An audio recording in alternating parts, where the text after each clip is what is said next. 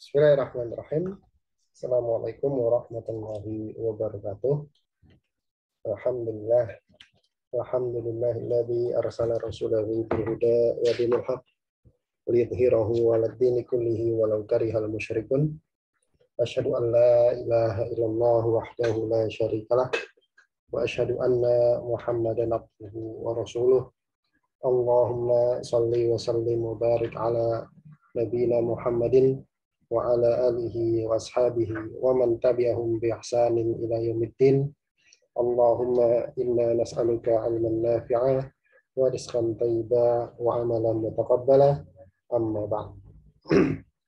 Ayolah ikhwah, jazakumullah. Alhamdulillah kita senantiasa memuji Allah Subhanahu wa taala atas segala limpahan nikmat dan karunia-Nya sehingga pada malam hari ini kita bisa kembali melanjutkan membaca kitab Syarah Salah Satu Usul yang ditulis oleh Fadilatul Syekh Saleh Muhammad bin Saleh Al-Utsaimin rahimahullahu taala rahmatan wasi'ah.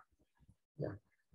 Sebuah kitab dasar yang mempelajari tentang tauhid, yaitu mengenal Allah, mengenal agama Islam, dan mengenal Rasulullah Muhammad Sallallahu Alaihi Wasallam.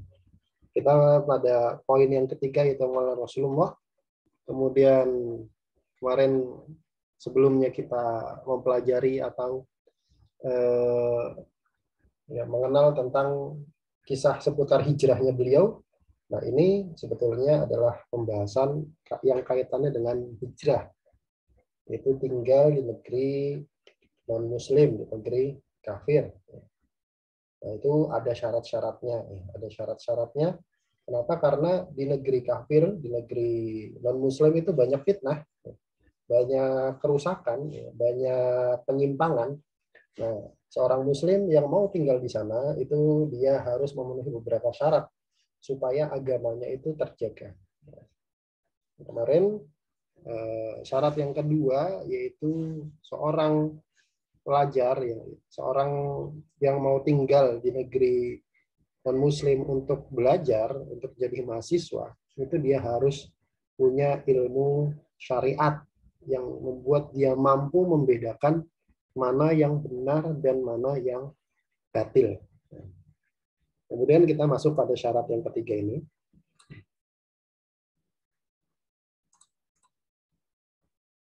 Asyartu tsalitsu, syarat yang ketiga adalah an yakuna inda talibi dinun yahmihi wa yatahassanu bihi minal kufri wal fusuqi. An yakuna inda talibi, mahasiswa yang tinggal di negeri kafir, di negeri non-muslim, di sana dia punya dinun. Dia harus memiliki agama yang kuat.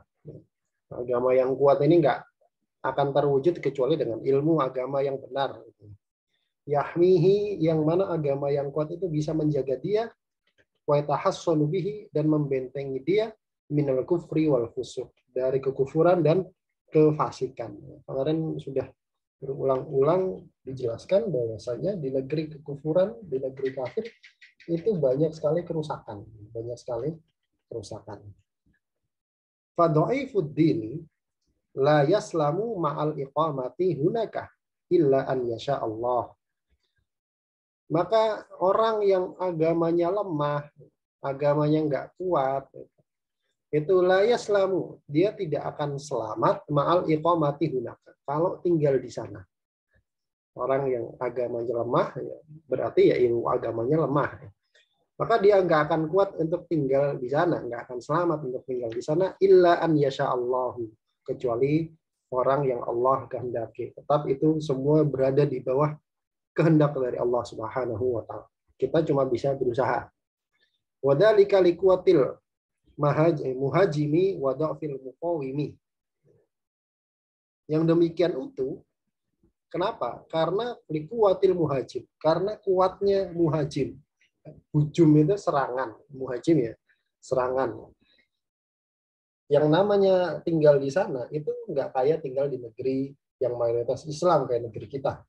Di sini ya mayoritas seperti ini, gitu. Nggak banyak serangan-serangan terhadap keimanan. Di sana sekarang berapa banyak negara yang sudah menghalalkan misalkan praktek pernikahan sesama jenis misalkan, atau berapa banyak negara yang kemudian melegalkan apa namanya ganja misalkan. Oh itu di sana bahkan minum-minuman keras itu ya bebas dijual. Likuatil muhajir, kuatnya serangan. Dan wadha'fil muqawim, dan juga lemahnya muqawim, perlawanan dari diri sendiri. Fasbabul kufri wal fusuqi hunaka qawiyatun wa kathiratun mutanawi'atun. Sedangkan sebab-sebab kufuran, sebab-sebab yang mengantarkan seseorang menjadi kufur, wal fusuq menjadi fasik, menjadi pelaku maksiat yang terus-menerus, hunaka di sana itu qawiyatun, kuat. Wa kathiratun, banyak, mutanawi'ah, dan macam-macam. Ya, nggak kayak di sini. Di sini masih banyak ustadz, masih banyak dai, masih banyak ulama, ada MUI dan seterusnya. Masih aman. Di sana sulit. Fa idza sadafat mahallan dhaifal muqawamati amilat amalaha. Fa idza sadafat mahallan, kalau sebab-sebab yang banyak dan kuat itu, sebab-sebab kekufuran dan kefasikan yang kuat dan banyak itu sadafat, kebetulan apa namanya bertemu mahallan dengan tempat yang dhaifal muqawamah, dengan hati, dengan person yang dhaifal muqawamah, lemah perlawanannya, nggak punya imun.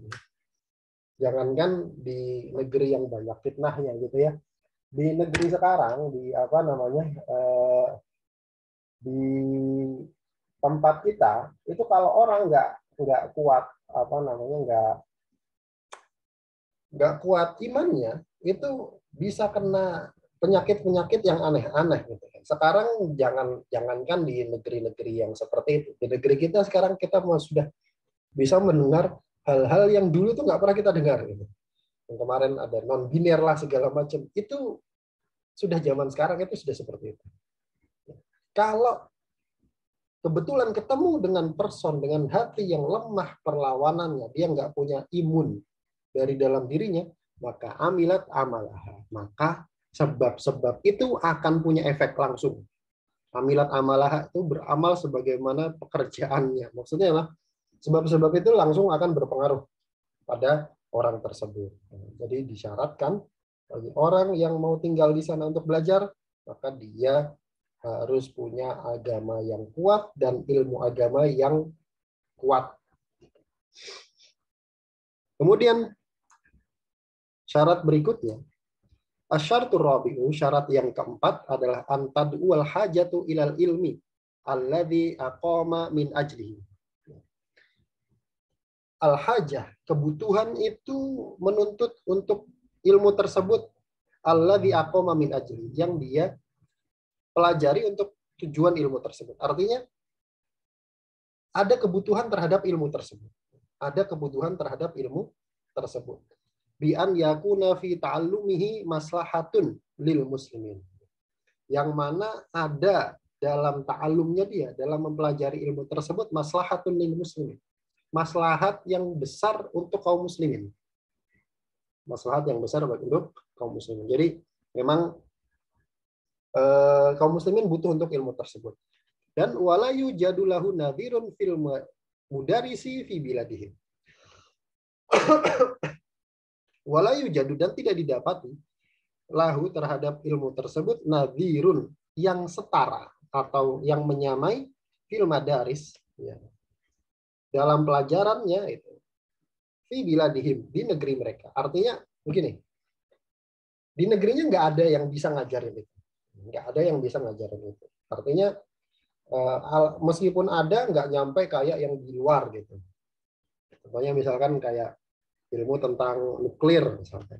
Di sini ya mungkin belum banyak gitu yang bisa.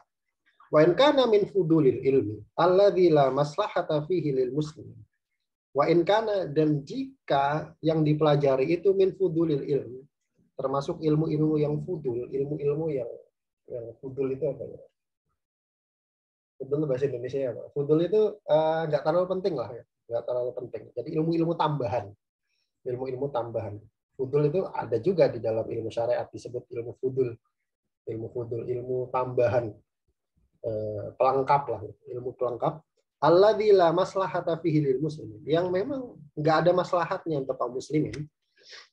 Au kana fi biladil islamiyati minal madarisi nadiru, atau ada di negeri-negeri kaum muslimin itu pelajaran yang sama, maksudnya di negeri lain ada, atau di negerinya sendiri ada yang mengajarkan itu.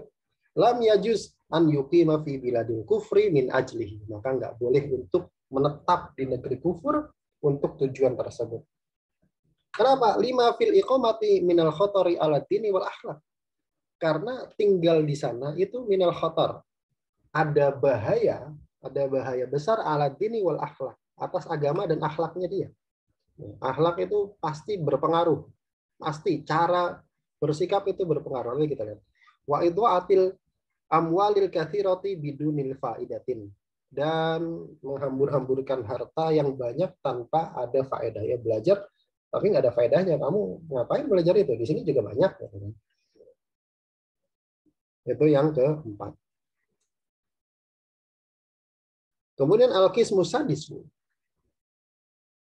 bagian yang keenam atau bentuk yang keenam dari orang tinggal di negeri non-muslim. Kalau yang tadi itu bentuk yang kelima, yaitu tinggal untuk belajar. Itu tadi syarat-syaratnya. Sekarang tinggal di negeri non-muslim, bentuk yang keenam. Itu apa? An yuqima lisakan, yaitu tinggal di negeri non-muslim lisakan, untuk menetap di sana selamanya. Jadi warga negara sana. Wa hadza akhtaru mimma qablahu wa a'dhamu. Ini paling bahaya ini daripada yang sebelumnya, lebih bahaya dan lebih besar, lebih berat. Dalam lima yatarattabu alaihi, karena hal-hal yang muncul dari perbuatan tersebut minal mafasidi bil ikhtilati tami bi ahlil kufri wa syu'urihi bi annahu muwatinun multazibun bima taqtadihil al-wataniyatu min mawaddatin wa muwalatin. Karena dampak yang muncul minal mafasid berupa mafsadah, kerusakan bikhtilati tami bi ahlil kufr, karena ikhtilat, campur baur yang sempurna dengan ahlil kufur, pemeluk kekufuran. Wa syu'urihi, dan juga karena syu'ur itu perasaan bi annahu muwatinun, bahwasanya dia itu mawatin itu warga negara, multazimun, yang wajib bima taqtadihi al-wataniyatu, wajib melakukan taqtadihi al-wataniyatu, hal-hal yang dituntut oleh wataniyah. Wataniyah itu nasionalisme. Paham ya? Jadi kalau sudah jadi warga negara sana, itu sudah beda. Dia ada tugas-tugas tertentu, ada hal-hal tertentu yang harus dilakukan sebagai warga negara. Sebagai keterikatannya dengan negeri tersebut. Watoniyah itu bahasa kitanya nasionalisme. Min mawaddatin, berupa mawaddah, kecintaan, wa muwalatin, loyalitas terhadap negerinya tersebut, wa taksirin li sawadil kuffar, dan memperbanyak jumlahnya orang kafir. Makanya kemarin sempat saya sampaikan bahwasanya salah satu resiko tinggal bersama orang kafir dalam penguasaan orang kafir, itu nanti kejadiannya sama kayak para sahabat yang tidak ikut hijrah ke Madinah bersama Rasulullah SAW dan para sahabat yang lain. Kemudian ketika terjadi perang Badar, dipaksa ikut perang Badar. Dipaksanya ngikut perang Badar membela kaum Mekah. Artinya akhirnya dia disuruh untuk melawan Rasulullah. Nah, itu bahayanya seorang muslim itu dikuasai orang kafir. Itu bahayanya. Kemudian wa tarattaba ahluhu baina ahlil kufur. Kemudian wa tarabba ahluhu, dan keluarganya itu akan terdidik baina ahlil kufri, di antara orang-orang kafir, fayakhuduna min akhlaqihim wa adatihim. Kemudian dia akan mengambil akhlak dan kebiasaannya mereka. Akhlaknya orang kafir itu bagaimana? kebiasaannya mereka itu bagaimana? Kebiasaan mereka ya nggak kenal riba, jangankan riba gitu kan. Ya pokoknya halal haram aja nggak kenal. Gitu. Halal haram aja nggak kenal.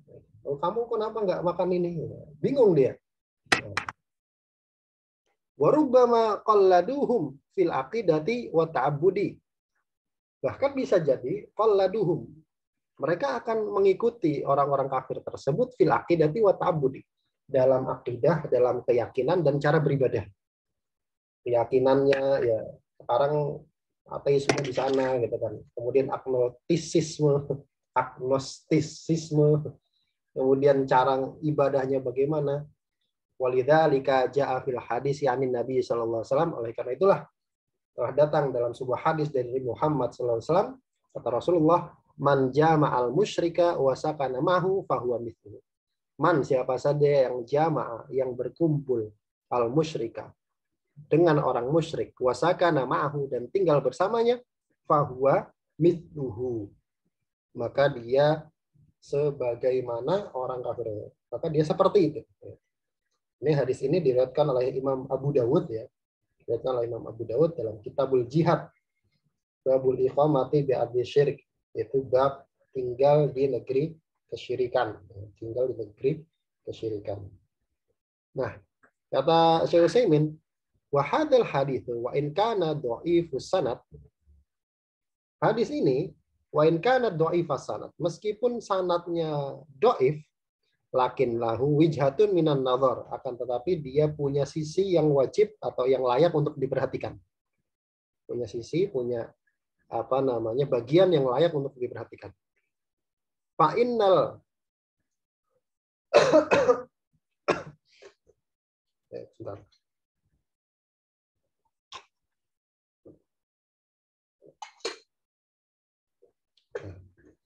Fa innal musakanata tad'u ilal musyakalah.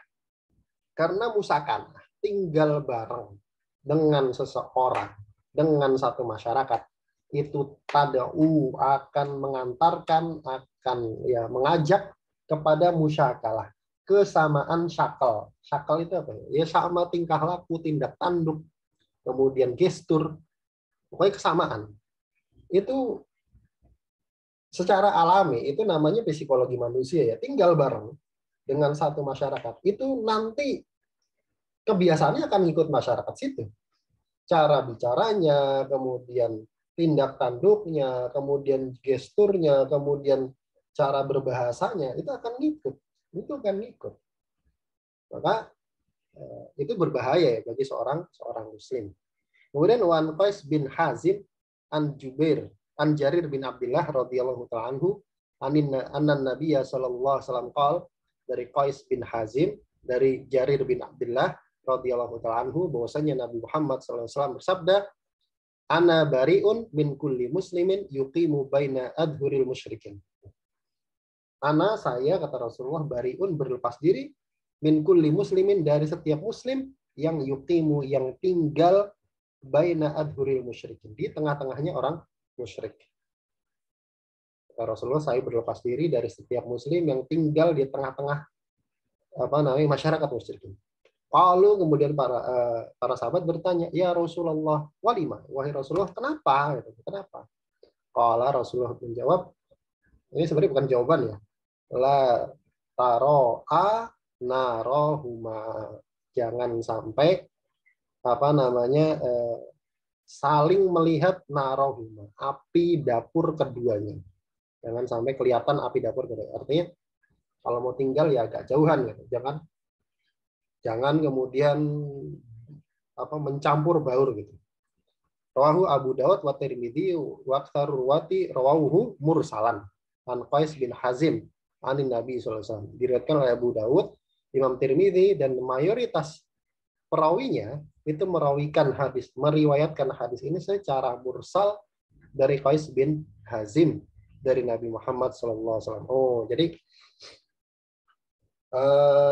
hadisnya ini hadis mursal ya. Hadis mursal itu apa sih? Hadis mursal itu dari tabiin langsung ke Rasulullah. Tabiin langsung ngomong qala Rasulullah sallallahu alaihi wasallam. Itu namanya mursal tabiin. Qais bin Hazim ini kan tabiin tadi ya. Ini nggak lewat Jarir bin Abdullah. Nggak lewat Jarir bin Abdullah. Hadis mursalnya termasuk hadis dhaif ya, di antara hadis dhaif. Qala Tirmidzi, berkata Imam Tirmidzi, sami'tu Muhammadan, yakni Al-Bukhari ya. Aku mendengar Muhammad, yaitu Imam Bukhari. Jadi Imam Tirmidzi itu muridnya Imam Bukhari. Imam Tirmidzi itu murid dari Imam Bukhari. Jadi Imam Bukhari punya murid Imam Tirmidzi. Yaqulu, jadi nanti antum kalau baca Sunan Tirmidzi kan sering tuh. Sa'altu Muhammad bin Ismail. Beliau sering ngomong begitu. Enggak nyebut Bukhari, tapi nyebut namanya. Kurang ajar? Enggak kurang ajar. Yang kebiasaan para ulama begitu dulu. Jadi aku mendengar Muhammad bin Ismail, yaitu maksudnya Imam Bukhari, yaqulu mengatakan as-sahihu hadisu Qais anin Nabi sallallahu alaihi wasallam mursalun. Yang benar hadisnya Qais dari Nabi Muhammad sallallahu alaihi wasallam ini hadis mursal. Hadis mursal termasuk hadis dhaif. Ya, hadis mursal termasuk hadis dhaif. Intah. Baik. Oh, enggak dijelaskan ya. Enggak dijelaskan syarahnya. Kemudian kita beliau wa kaifa tatibu nafsu mu'minin an yaskana fi biladi kufarin. Kata beliau kaifa, bagaimana bisa tatibu nafsu mu'minin, jiwa seorang mukmin itu merasa tenang. An yaskuna fi biladi kufar, dia tinggal di negeri kekufuran. Di negeri kekafiran. Dia tinggal di sana. Kemudian wa tu'lanu fiha sya'airul kufri. Kemudian ditampakkan dinampakkan di sana syiar-syiar kekufuran. Wa yakunul hukmu fiha li ghairillahi wa rasulih. Kemudian hukum di sana bukan untuk Allah dan Rasulnya. Wa huwa yushahidu dzalika bi'ainihi. Kemudian dia saksikan itu dengan matanya sendiri. Wa yasma'uhu, kemudian dia dengar itu bi'udhunaihi, dengan kedua telinganya. Wa yardha bihi, kemudian dia ridho. Kemudian dia ridho. Nah, ini gak mungkin nih seorang muslim yang masih lurus fitrahnya itu melihat syiar-syiar kekufuran, syiar-syiar ateisme, syiar-syiar kefasikan di situ dinampakkan dengan jelas, dengan gamblang gitu, tanpa tedeng aling-aling. Di negeri kita masih enak gitu ya. Masih mending lah, masih mending. Kalau di sana dengan jelas, dengan gamblang. Kemudian jiwa seorang muslim itu merasa tenang, itu nggak mungkin. Bal yantasibu ila tilkal bilad.